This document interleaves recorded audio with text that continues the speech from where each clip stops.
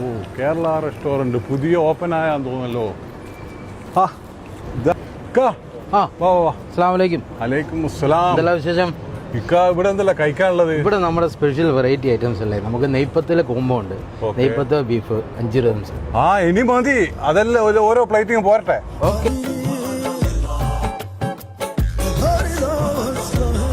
ഇത് നല്ല പറക്കുന്ന കാട 6 dirhams വരുന്നുള്ളൂ. കണ്ട നെയ്ച്ചോർ കോംബോ ബീഫും ചിക്കനിലുണ്ട് ബീഫിലുണ്ട് 10 dirhams വരുന്നുള്ളൂ. ചിക്കൻ 65 വെറും 8 dirhams വരുന്നുള്ളൂ. ഇതുണ്ടല്ലോ നല്ല ബീഫും നെയ്പ്പത്തിലും വെറും 5 dirhams ഉള്ളൂ.